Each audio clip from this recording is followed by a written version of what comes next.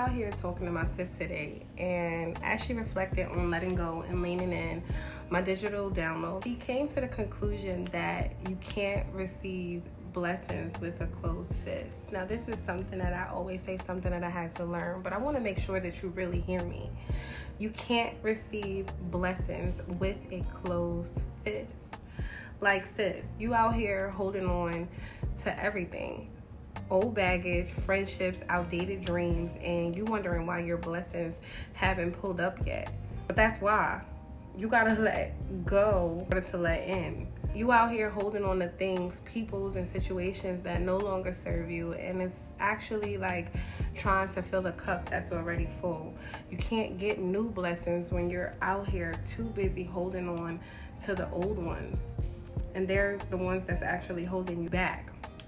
Because the truth is that the blessings that God has for you are on the other side of the new you, on the other side of those things that's holding you back. And this is something that we don't talk about enough, especially within our communities. Because as a Black woman, I know we were raised holding it down means you're strong, and staying down to the next person come up, and we got to go through hell and high water to prove that we really in it to win it. But the truth is that letting go, there's so much power in that, and it's actually a form of self-respect.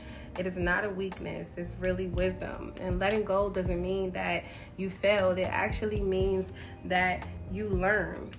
You've outgrown what no longer fits. We think that holding on makes us strong, but in reality, it's really what's keeping us stuck. And letting go is the key to moving forward. I want you to think about it like this. You can't build a skyscraper if you're holding on to bricks from a building that has already fallen. I mean, sure, you can use the rubbish bricks and like rebuild, but how strong will your foundation be before it all crumbles again? The longer that you hold on to what's dragging you down, the less room that you got for what's meant to elevate you. And it's really that simple. I want you to think about it like this. You're holding on to a relationship, a job, or a friendship, or even an old version of you that is not helping you grow anymore. Lord knows, I'm thankful. I let the past version of myself go, and while I still lay flowers at their feet, the truth is I was supposed to let go, because that comfort and that familiarity, it was just easier for me to operate in my old selves rather than to know and embrace the new versions of myself. But it would have been more painful than releasing the old weight, staying there. It would have kept draining my energy, and I would have had to keep playing small and pretending. Now, sis, I know you out here hustling and grinding and trying to make it, but the hardest part isn't working for what you want. It's letting go of what's keeping you from what you want. That toxic ex, let it go. That job that's draining your soul, let it go. The fear of stepping into your greatness, let it go. You can't win if you're out here holding on to the wrong things. You need space for what's actually going to help you rise. I hope you hear me. And this is exactly why I created Letting Go and Leaning In. It's not just a download. It's a manual. It's a tool. It's a resource. And it teaches you how to release the dead weight and to lean into your abundance. It's a life change and a game changer. It's a step-by-step guide to releasing what's holding you back and to truly make space for what you deserve.